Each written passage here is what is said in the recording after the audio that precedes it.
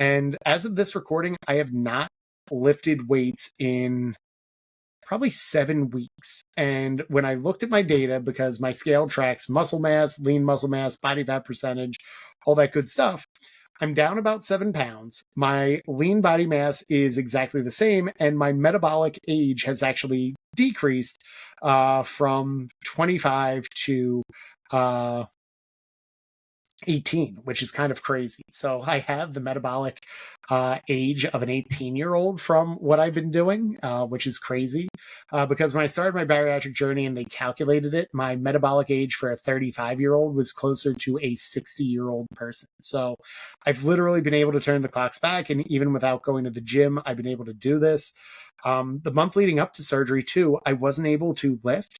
And I actually did a little bit of running. Like, don't tell too many people in the bariatric community, because I've made my bread and butter on saying you don't need to run. And there's a bunch of reasons I'll probably get into an episode, but I started running just to see if I could do it. And it started with, I ran like 2 miles, like jogged.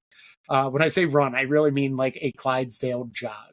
But I started by jogging like 2 miles, and I was surprised because like it wasn't horrible and I was able to do it. So the next day I did like 2.5 miles. And then like 2 days later, I did 3 miles. And then I was like, well, I wonder how long a 5K is. And it's 3.1 miles. So I was like, I might as well see if I could run a 5K. And I ran my first 5K ever in my entire life 5 years post-op. So if you're wondering, can you learn new tricks at different points in the stage? The answer is absolutely yes, and do this. So that's kind of where I'm at. That's kind of what I did all summer. When you hear these episodes, I hope you really enjoy it.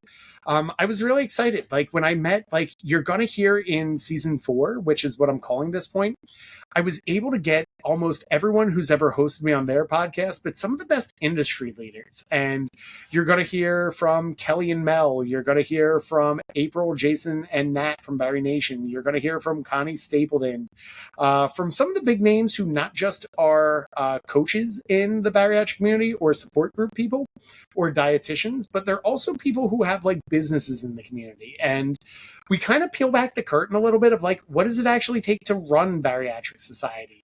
How much work does it go to run a support group with Barry Nation?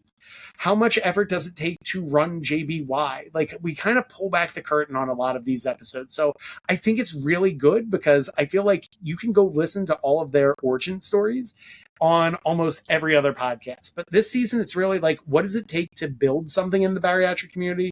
And more importantly, what does it take to maintain it? And I think for bariatric patients, that's a big deal because losing weight is hard. I think maintaining it is easier. And hearing from people who have maintained successful spaces in the bariatric community for years gives you an idea of what it takes. So I'm really excited with that.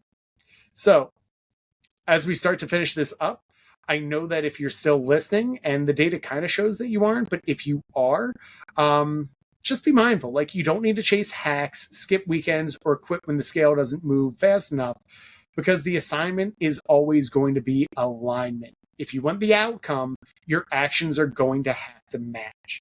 So if you want to stop spinning your wheels and actually beat the burr this year, you can actually join our coaching program for as little as $150 a month. You get workouts, community, and a proven system that works. And there's links to join right below. So with that, I'm going to close this episode out. So if this episode hit, it means that it's time to stop collecting awareness and start applying action. So don't just nod along. Go prove to yourself you're coachable, consistent, and capable.